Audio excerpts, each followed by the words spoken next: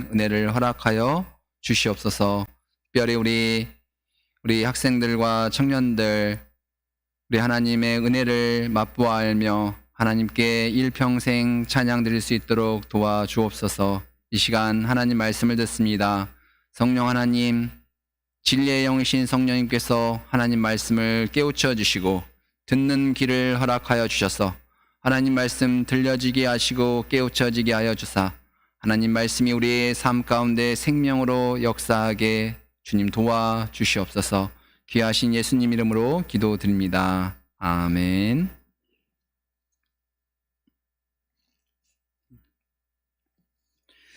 네, 한 주간 동안 평안하게 잘 지내셨습니까? 네. 참 날씨가 더운데요. 건강에 유념하시고 또 잘 지내시기를 부탁을 드립니다. 현재 우리 한국 남한의 인구 수는 대략 5천만 명 정도가 됩니다. 그렇다면 하루에 몇 명 정도가 태어나고 또 몇 명 정도가 죽는 것일까요? 제가 과거 몇 년 동안의 출생 사망자 수 통계를 살펴보았는데요. 대략 한국에서 하루에 800명 정도가 죽고 또 800명 정도가 하루에 태어난다고 합니다.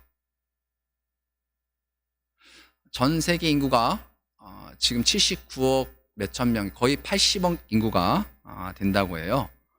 그래서 비율로 계산을 해봤더니 하루에 대략 13만 명에서 15만 명 정도가 응애하고 태어나고 또 13만 명에서 15만 명 정도가 죽음을 맞이하게 됩니다.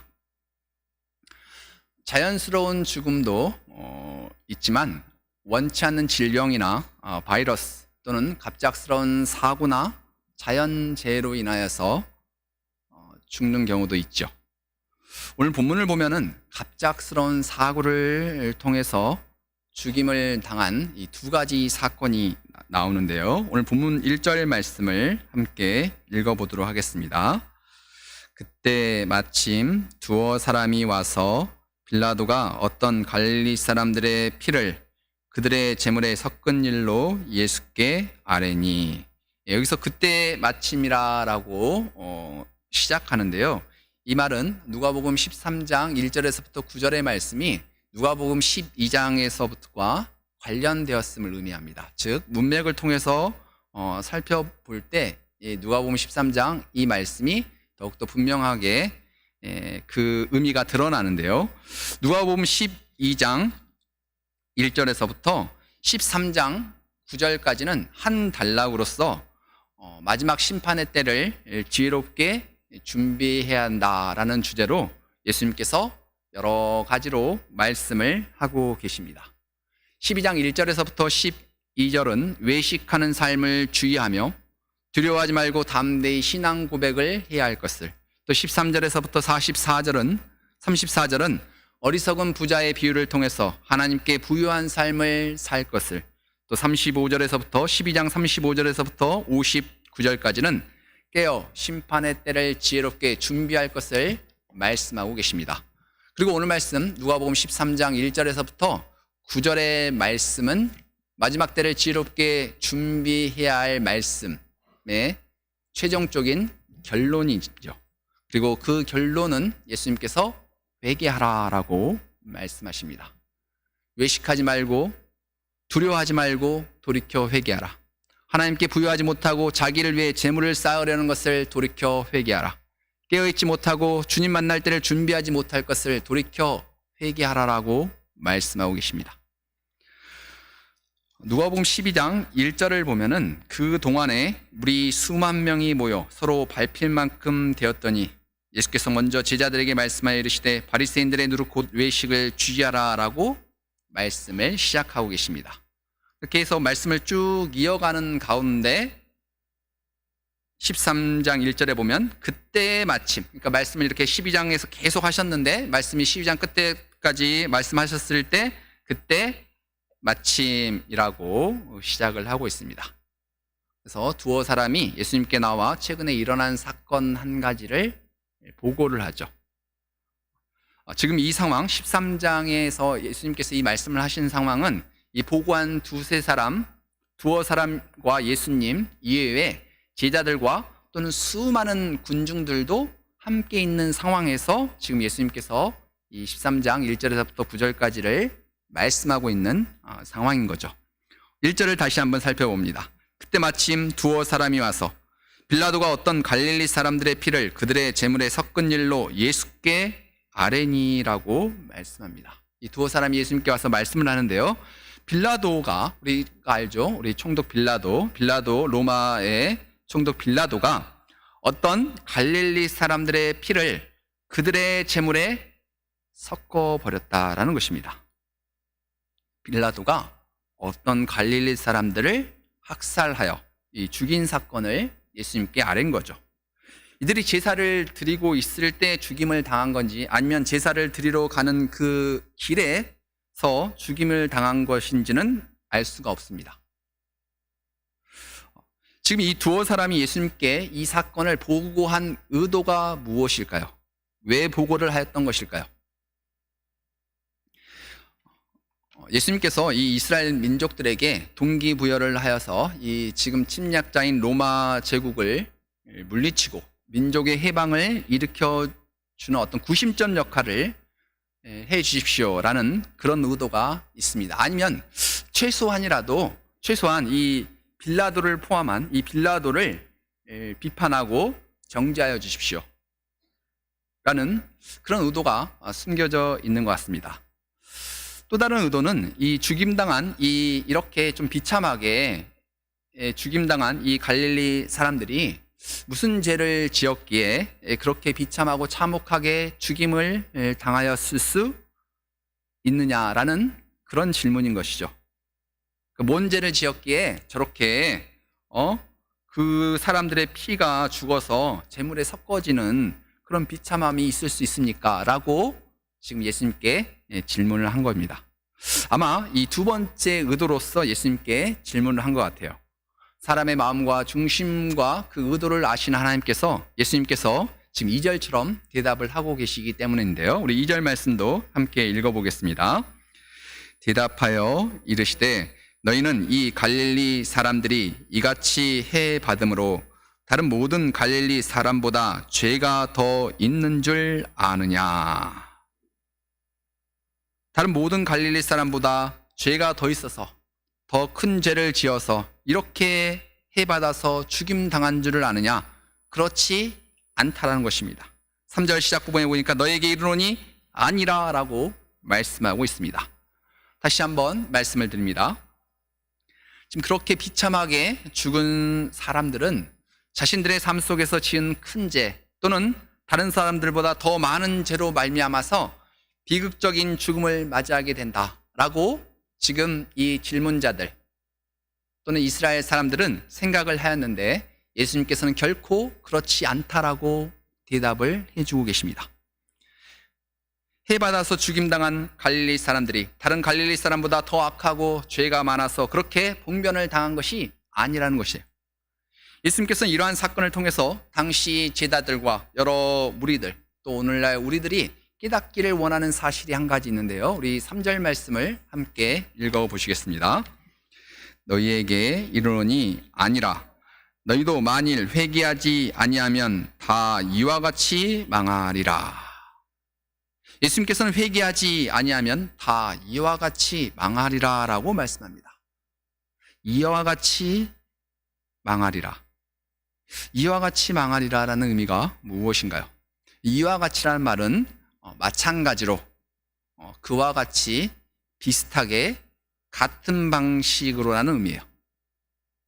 즉 예수님께서는 이 세상의 비극적인 죽음이 아니라 하나님 앞에서 멸망받게 될 심판 또 그로 인한 영원한 고통과 괴로움의 멸망을 3절에서 말씀하고 있습니다. 어떤 자에게 그러한 멸망이 임하나요? 바로 회개하지 않는 자에게 임한다는 것입니다. 회개하지 않는 자는 모두 다 영원한 멸망에 처하게 된다는 거예요. 단 한 사람도 예외가 없습니다. 반대로 회개를 한다면 모두 다 멸망하지 않고 살게 된다는 것이죠. 예수님께서 계속해서 말씀을 이어가시는데요. 우리 4절 말씀 함께 읽어보시겠습니다. 또 실로암에서 망대가 무너져 치어 죽은 18사람이 예루살렘에 거한 다른 모든 사람보다 죄가 더 있는 줄 아느냐. 예수님께서는 당시 무리들과 사람들에게 추가로 한 사건을 더 말씀하시는데요. 아마 모든 사람들이 아는 사건인 것 같아요. 실로암에서 망대가 무너져서 18명이 죽은 사건입니다.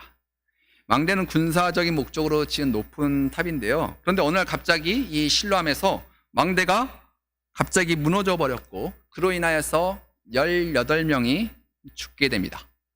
예수님께서는 그 사건으로 인하여 죽은 18명이 예루살렘에 거하는 여러 다른 사람들보다 죄가 더 있기 때문에 그렇게 죽임을 당한 줄 아느냐라고 반문하십니다. 결코 그렇지 않다는 거예요.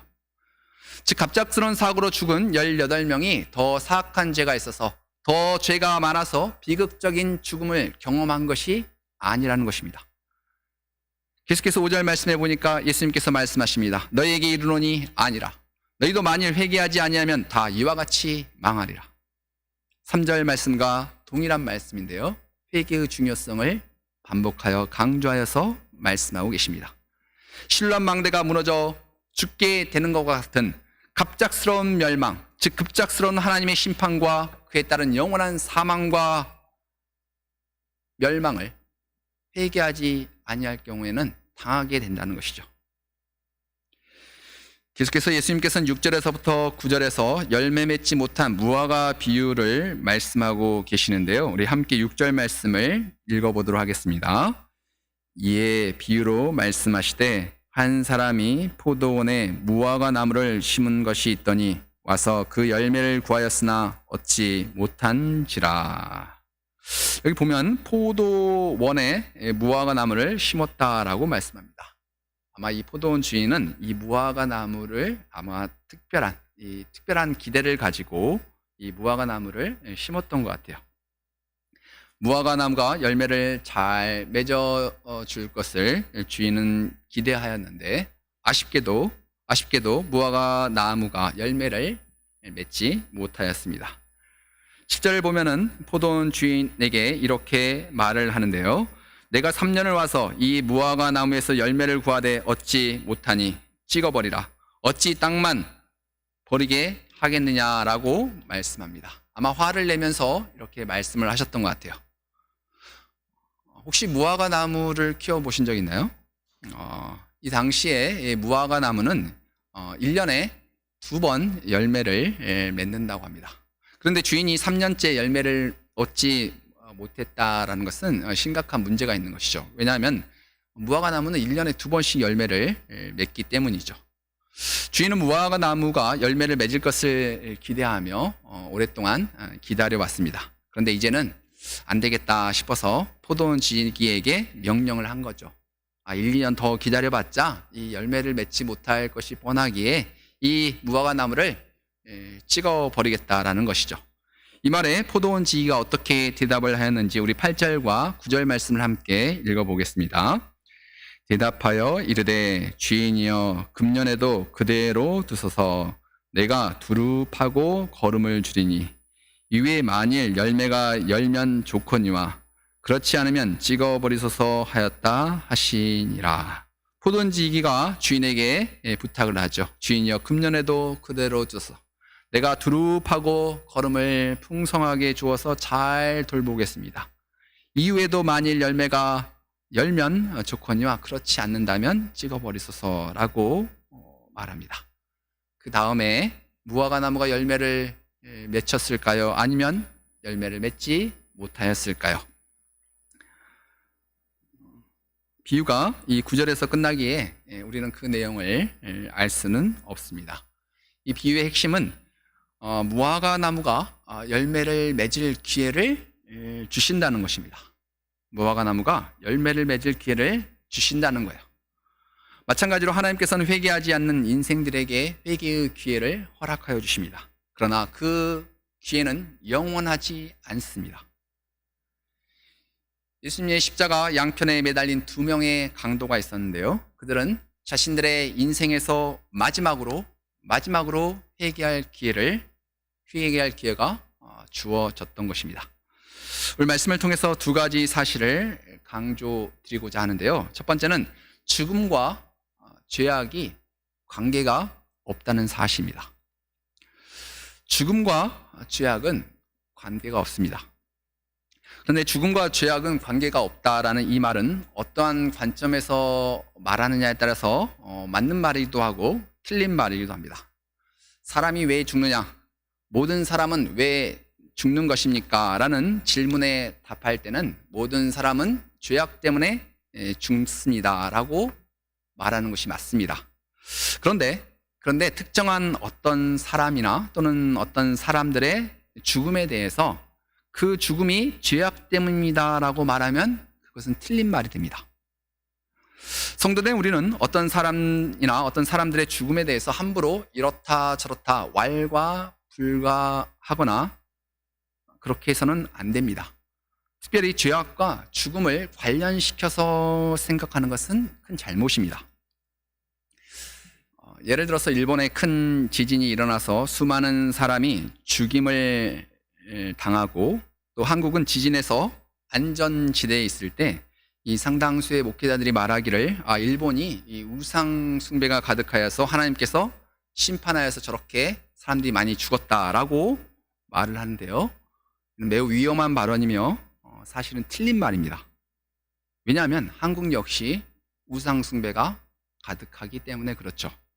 또 우리 좀 전에 불렀던 이 꽃들도라는 찬양은 일본에서 지어진 찬양이에요. 일본에도 신실하게 믿음을 가진 자들이 많이 있는 것이죠.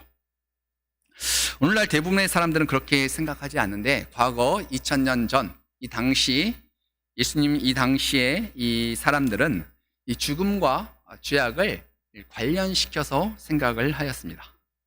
오늘날에는 죽음과 죄를 관련시켜서 생각하지 않죠. 왜냐하면 이 여러 사고나 자연재해 또는 불치의 암 등의 질병들은 불쑥 무분별하게 신자나 불신자에 관계없이 이런 질병과 재난과 어려움들이 그냥 무작위적으로 찾아오기 때문에 이 죄악과 죽음은 관련성이 없다라고 많이들 인식하고 있습니다.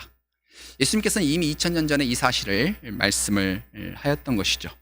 너희는 이 갈릴리 사람들이 이같이 해받음으로 다른 모든 갈릴리 사람보다 죄가 더 있는 줄 아느냐? 그렇지 않다는 거예요. 실로암에서 망대가 무너져 치어 죽은 18사람이 예루살렘에 거한 다른 모든 사람보다 죄가 더 있는 줄 아느냐? 그렇지 않다는 것입니다. 로마서 3장 10절에 보니까 의인은 없나니 하나도 없다라고 말씀하고 계십니다. 사람들의 특정한 죽음과 죄악을 함부로 연결시켜서 생각해서는 안 됩니다. 어떤 사람이 죄가 더 많아서 그렇게 비참하게 죽는 것이 아닙니다. 단 한 사람도 예외가 없이 모든 사람은 하나님 앞에서 심판을 받아 마땅한 죄인이라는 사실이죠. 오늘 말씀을 통한 두 번째 강조점은 죽음을 잘 준비해야 한다는 것입니다. 우리 함께 따라해 볼까요? 죽음과 죄악은 관계가 없다. 죽음과 죄악은 관계가 없다. 죽음을 잘 준비하자. 죽음을 잘 준비하자. 죽음을 잘 준비하는 방법 세 가지를 말씀드리고자 하는데요. 첫 번째는 죽을 때는 순서가 없다는 사실을 우리가 깨달아야 합니다. 우리가 태어남에 있어서는 순서가 있어요. 그래서 이 태어남의 순서에 따라서 우리 아가들, 또 우리 학생, 청년들, 어른들 이렇게 구분을 하죠. 키가 크다고 해서 어른이 아닙니다. 그렇죠. 태어난 순서에 따라서 어른이 됩니다. 아무리 키가 작아도 먼저 태어난 사람이 어른인 거죠. 그런데 죽을 때는 순서가 없어요. 어린 아이들이라고 해서 나중에 죽고 연로하다고 해서 먼저 죽는 것이 아닙니다. 왜냐하면 죽음에는 정해진 순서가 없기 때문에 그렇습니다. 오늘 본문에서는 두 가지 사고를 언급하고 있죠. 빌라도가 갈릴리 사람들을 살해한 일, 또 실로암 망대가 갑자기 무너져 18명이 죽는 사건을 말씀하고 있습니다. 우리가 사는 이 세상에서는 끊임없는 사건, 사고가 발생합니다. 얼마 전 중부지방의 폭우로 인하여서 12명이 사망하였고 7명이 실종되었습니다. 하루에 교통사고로 인해서 대략 10명 정도가 죽는다고 해요. 또한 코로나로 인해서 지금 많은 사람들이 갑작스러운 죽음을 맞이하게 됩니다. 죽음을 잘 준비하는 방법 첫 번째는 죽을 때는 순서가 없다는 사실을 깨닫는 것이며, 두 번째로 죽음 이후에는 하나님의 심판이 있다는 사실을 깨닫는 것입니다. 히브리서 9장 27절에 보니까 한 번 죽는 것은 사람에게 정해진 것이요 그 이후에는 심판이 있다라고 말씀하고 계십니다. 죽음으로 끝나는 것이 아니에요. 죽음을 통해서 사람은 한 줌 흙으로 돌아갑니다. 하지만 그 사람의 영은 그렇지 않습니다. 전도서 12장 7절에 보니까 흙은 여전히 땅으로 돌아가고 영은 그것을 주신 하나님께로 돌아간다라고 말씀하고 계십니다. 그리고 하나님의 심판이 기다리고 있습니다. 고린도후서 5장 10절에 보니까 이는 우리가 다 반드시 그리스도의 심판대 앞에 나타나게 된다라고 말씀하고 계십니다.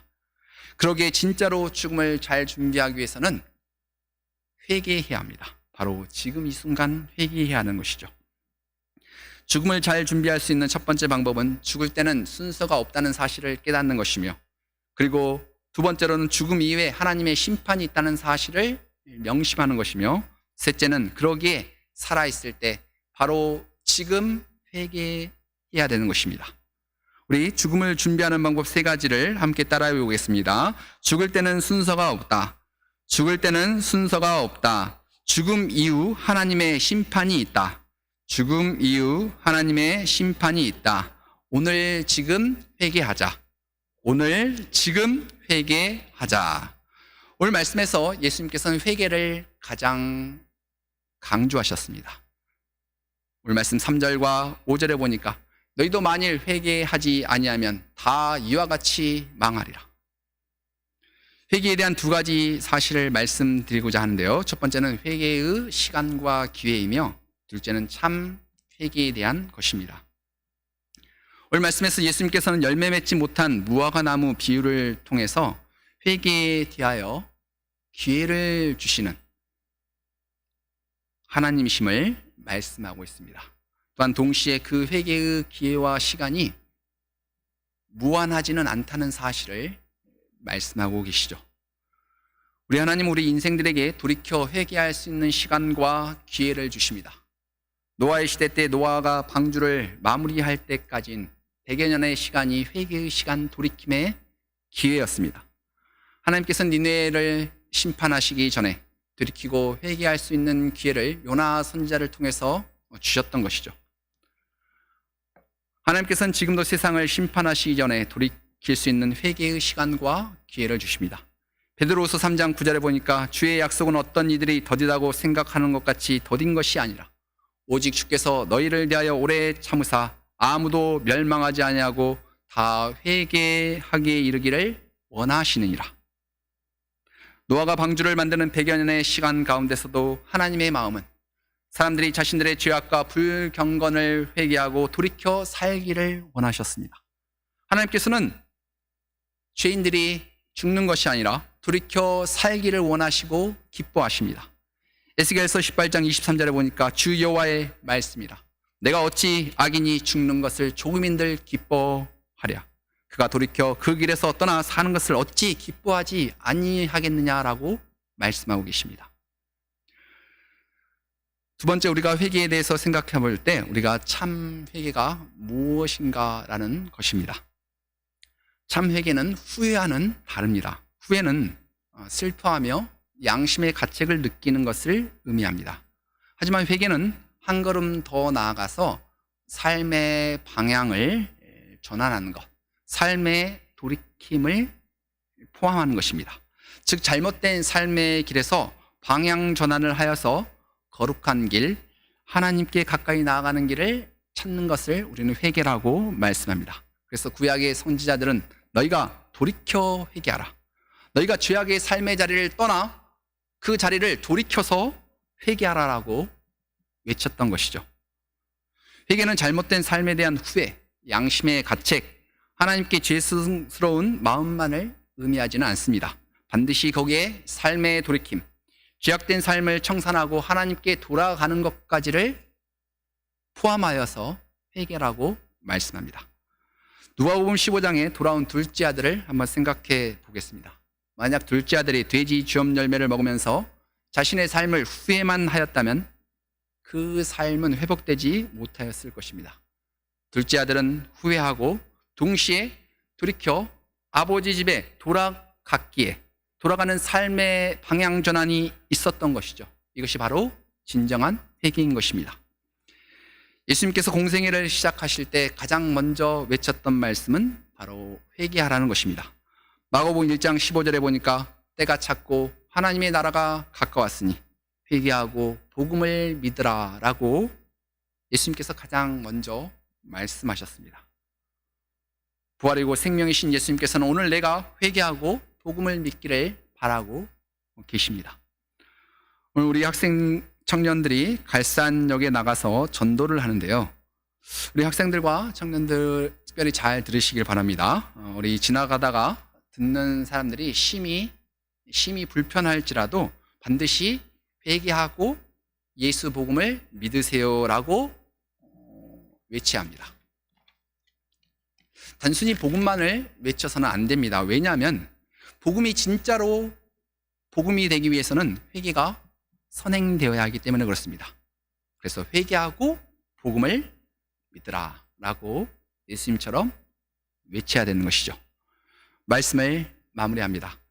어떤 특정한 사건이나 사고, 자연재해 또는 질병 등으로 인한 죽음과 죄악의 문제, 그 사람의 죄악의 문제를 관련시켜서 생각하시면 안 됩니다. 왜냐하면 불쑥 무차별적으로 세상 사람 누구에게나 신자나 불신자나 관계없이 사람들에게 죽음이 갑자기 찾아오기 때문에 그렇죠. 죽음에는 순서가 없습니다. 또한 죽음 이후에는 하나님의 심판이 있다는 사실을 명심해야 합니다. 그러기에 살아생전에 바로 지금이 회개의 시간, 회개의 기회가 있는 것이죠. 하나님께서는 우리에게 회개할 시간과 기회를 주십니다. 하지만 그 회개의 시간과 기회가 계속 되지는 않는다는 사실을 우리가 기억해야 돼요.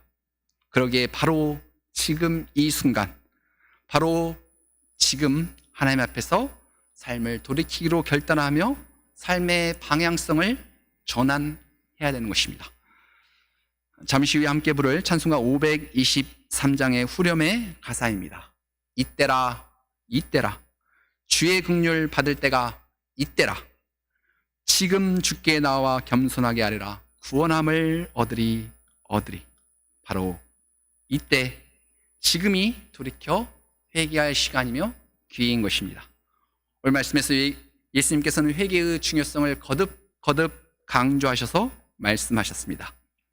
이 세상에서 여러 사건, 사고, 소식을 접할 때 우리는 이후에 하나님 앞에서 심판이 있다는 사실을 깨달아야 합니다. 우리는 회개하고 예수 생명의 복음을 믿어야 합니다. 그럴 때 우리에게는 소망과 희망이 가득하게 되는 것이죠. 회개의 축복을 누리는 우리 모든 성도님들 되시기를 우리 구주 예수 그리스도의 이름으로 간절히 축원드립니다. 기도하시겠습니다. 은혜가 풍성하신 우리 아버지 하나님, 오늘 하루 생명을 허락하여 주시고 우리에게 다시 한번 하나님께로 돌이킬 수 있는 회개의 시간과 예수님을 전적으로 신뢰할 수 있는 믿음을 허락하여 주심을 감사를 드립니다. 하나님, 우리가 우리의 삶 가운데 있는 기회와 또 회개의 시간들을 하나님 잘 선용하여서 하나님 앞에 전심으로 돌아가 주의 은혜와 복을 누리는 복된 삶을 살 수 있도록 인도하여 주시옵소서. 하나님의 말씀이 그냥 우리의 마음 가운데서